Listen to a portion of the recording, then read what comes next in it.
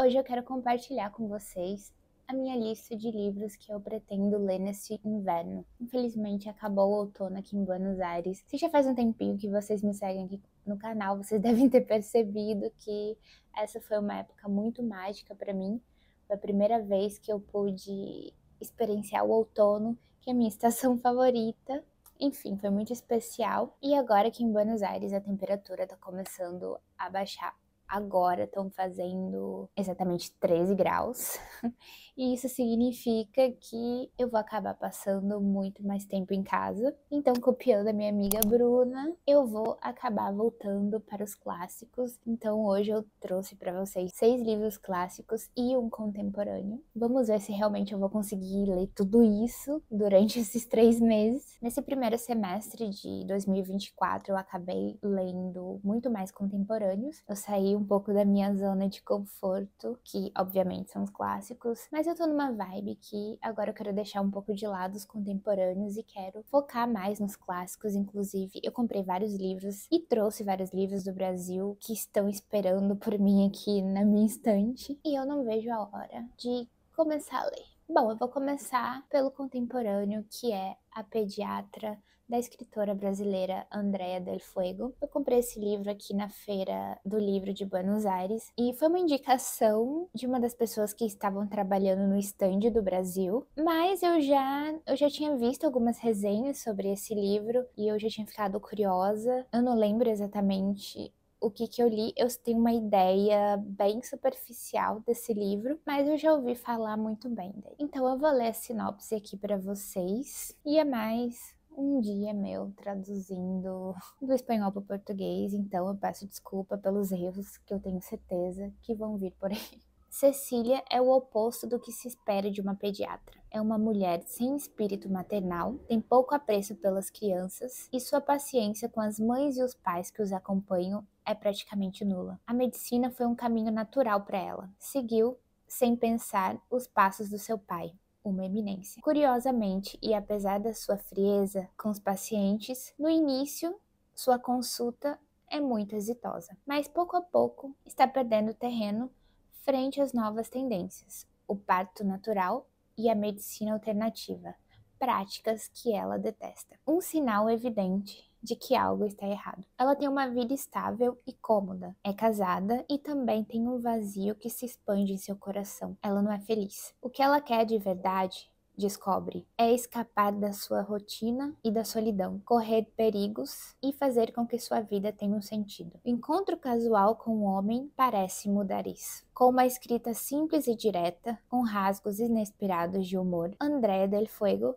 escreveu uma novela irreverente. Sua pediatra é única, cínica e arrogante, e em um momento inesperado, amorosa e comovedora. A ideia que eu tenho desse livro é que, além de mostrar as práticas da medicina que podem ser totalmente voltadas para uma frieza com os pacientes, uma falta de atendimento humanizado, eu também acredito que vai ter muitas reflexões sobre o que é ser uma mulher na sociedade, sobre como se comportar, sobre a romantização, talvez, da maternidade, de sei, certos comportamentos que são esperados da gente. Mas eu posso estar pensando tudo errado, porque realmente já faz um tempo que eu vi as pessoas falando sobre esse livro e eu sei muito pouco sobre ele. Agora, um livro que eu acho que é o livro que eu mais estou animada para ler é Crime e Castigo, do Dostoiévski. Em 2022 eu tive meu primeiro contato com esse autor.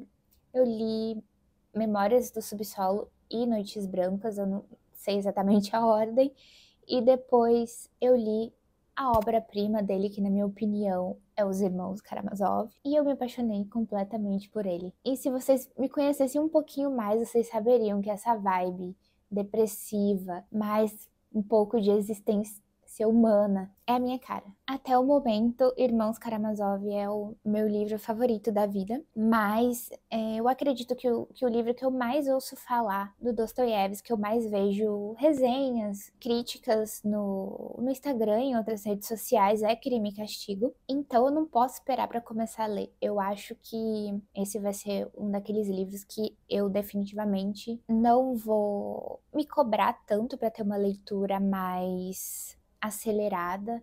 Eu quero realmente me debruçar sobre a leitura, eu quero poder aproveitar mesmo, porque eu acho que esse é o segundo livro mais comprido que eu tô lendo do Dostoiévski. E como eu já vi várias críticas sobre ele, eu tenho grandes expectativas. Na verdade, eu tenho certeza que eu vou gostar. Se eu não gostar, o problema tá em mim.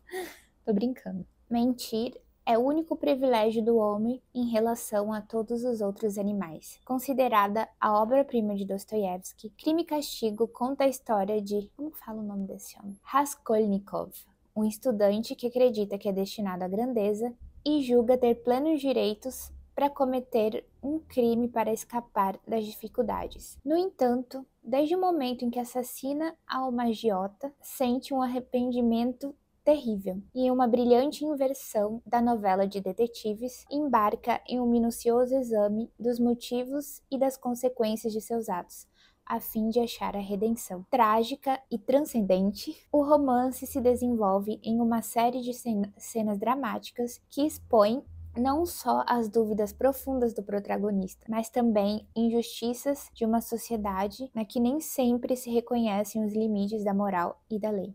Ou seja, na minha opinião, esse livro vai ser o suco da existência humana, da depressão. O Dostoiévski, ele é um autor brilhante quando se diz... Quando a gente fala sobre escrever sobre as misérias da condição humana.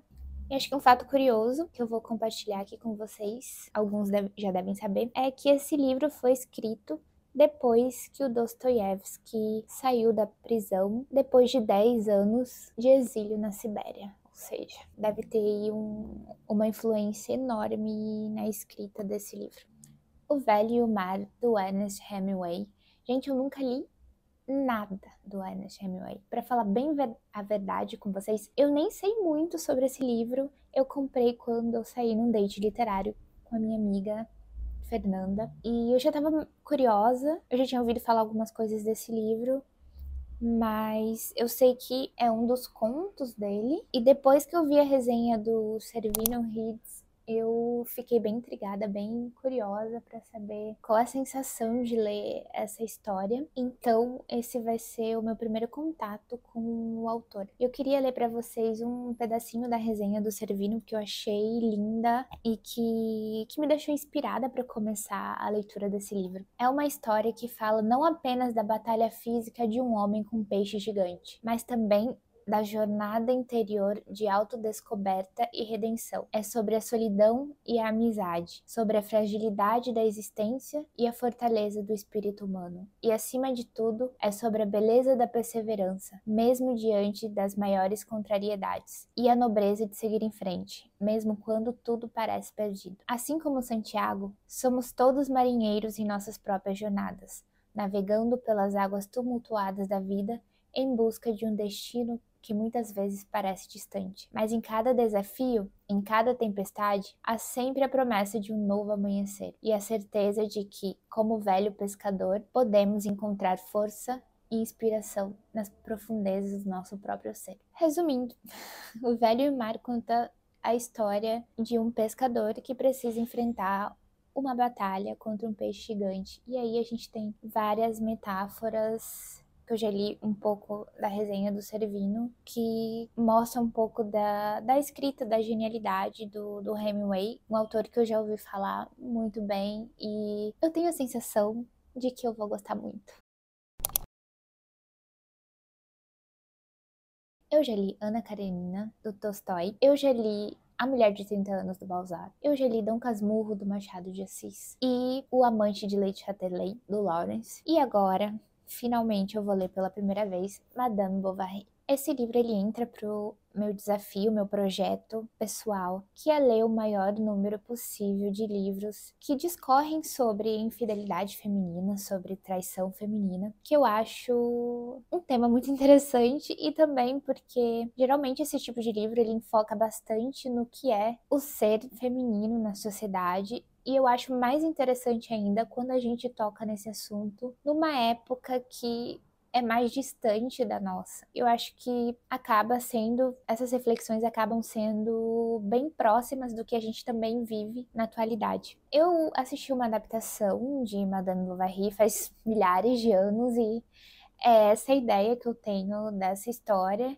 Então, vou aqui ler para vocês de novo um pouco dessa sinopse. É uma das obras-primas do escritor francês Gustave Flaubert, não sei como fala o sobrenome dele, publicada em 1856. Clássica novela de um matrimônio burguês do século XIX, na que mostra como um casamento mais ou menos arranjado nem sempre é garantia para a felicidade conjugal. Se trata de uma obra da literatura universal, um modelo de estilo por sua observação minuciosa, precisa e brilhante da realidade. A protagonista Emma morre de tédio junto a seu medíocre esposo, o médico rural Carlos Bovary, e busca sua evasão, refugiando-se primeiro no mundo das novelas românticas e mais tarde procurando aventuras amorosas extraconjugais. Mas diferente do que acontecia na nobreza do antigo regime, no século XIX, a sociedade não considerava aceitáveis estes afés, especialmente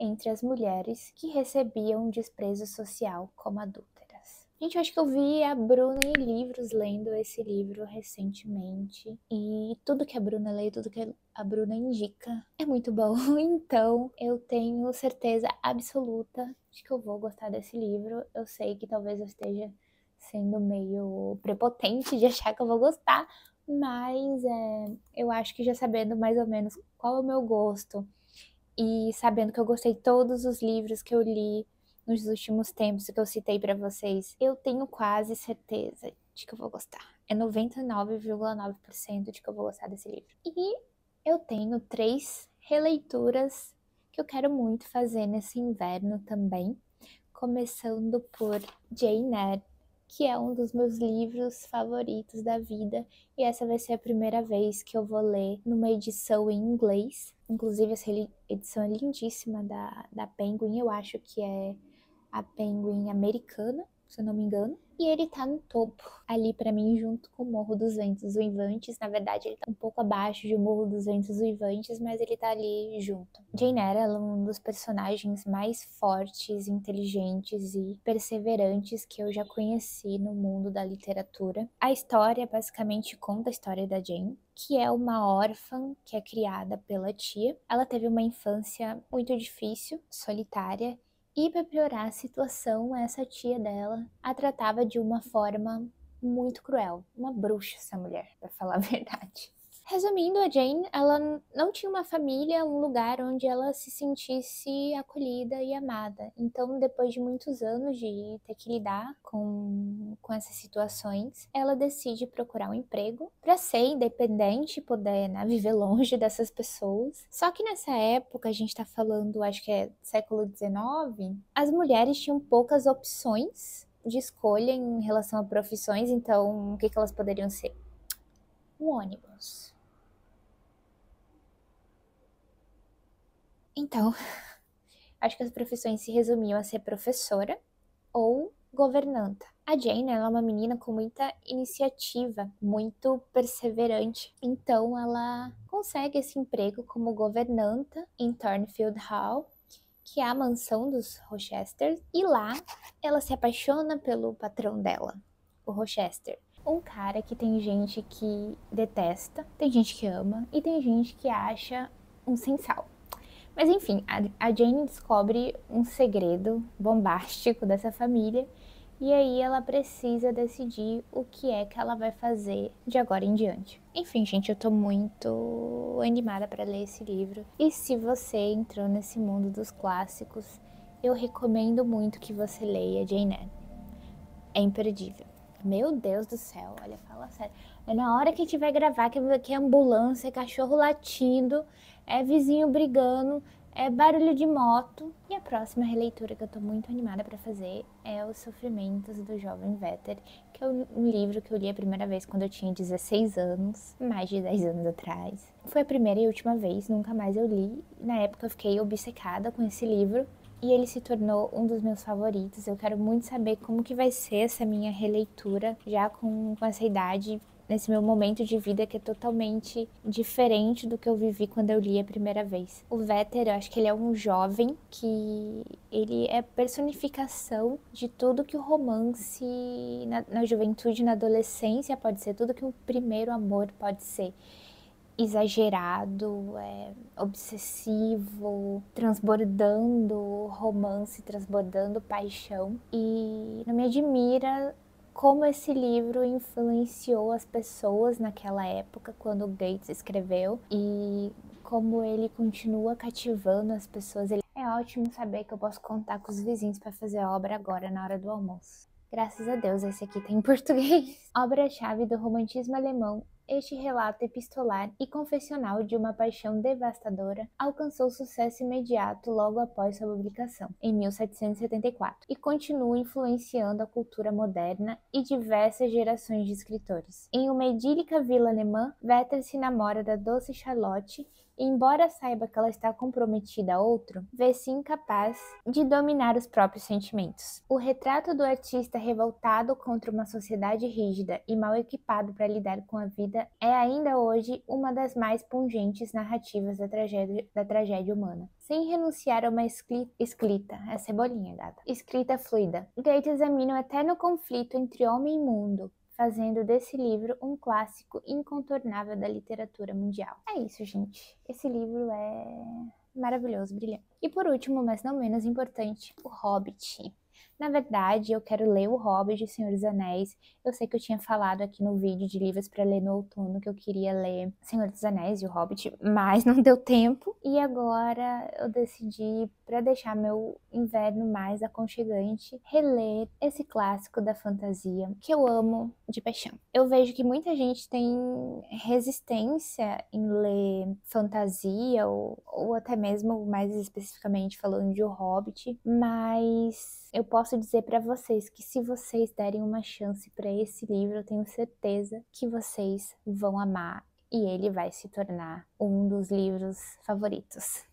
E aqui a gente tem a história do Bilbo Bolseiro, que é uma criatura diferente, um hobbit que vive numa toca debaixo da terra e que tem uma vida muito de, como posso dizer, de jovem senhor, que gosta de tomar seu chazinho da tarde, seu café da manhã, e o segundo café da manhã, e o almoço e o segundo almoço, mas que tem a vida virada de cabeça para baixo quando conhece o mago Gandalf. Surge uma vontade inesperada de começar sua primeira aventura com uma série de outros personagens que são mágicos, como o elfo, os anões e outras criaturas que são interessantíssimas. E que além da gente viver aventuras inimagináveis, a gente tem um relato muito forte de amizade e gentileza. E isso é o Hobbit. Eu amo demais. Não tem mais nada pra falar sobre o Hobbit, é isso, não tem. É perfeito. Bom, eu espero que vocês tenham gostado desse vídeo. Eu queria agradecer muito a todos que seguem me apoiando nesse canal e a todos que chegaram aqui. Eu cheguei nos 1000 inscritos. Estou muito, muito feliz de verdade. Não esperava que eu fosse chegar tão rápido. Por isso, muito obrigada e até o próximo vídeo.